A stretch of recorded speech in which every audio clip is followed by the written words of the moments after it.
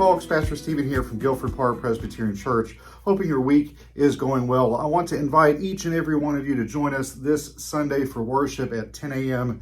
as we continue our sermon series, Cues from the Pews, Volume 1. I've been going through and using suggestions from you all, the congregation, on things that you want to hear me address from the pulpit. 2 weeks ago, we talked about what it feels like to be not enough in a world of comparison. Last week, we talked about hate and what's a Christian response when we feel hatred towards another human being.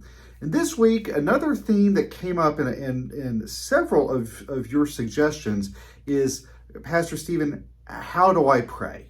A lot of us are really good at corporate prayer. We get together and we pray together as a group through spoken prayers or sung prayers.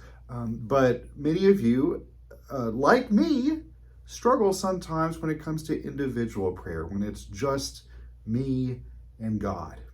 So we're going to talk about that this week, and we're going to use two scriptures to hopefully shine some light on our prayer lives. The first one is Numbers 14:11 through 23, a bit of a humorous passage from the Hebrew scriptures when the Israelites have yet again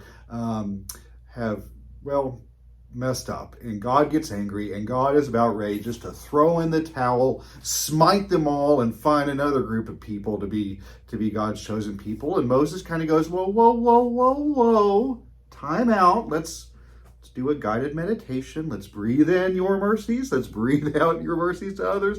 And Moses prays to God and kind of talks God back off from the edge of the cliff and intercedes on behalf of the Israelites, and actually through his prayer gets God to change God's mind, which is a really interesting concept. So we're going to talk about prayer in that regard. And then the other story we're going to go through is one of my favorite parables in Luke 18 verses 1 through 8. It's the parable of the widow and the unjust judge.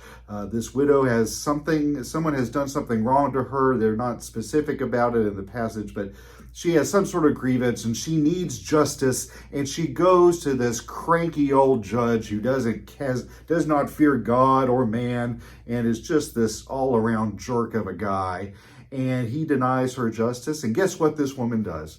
She keeps going to him, keeps on praying and bugging him over and over until finally he says, oh my goodness, just fine.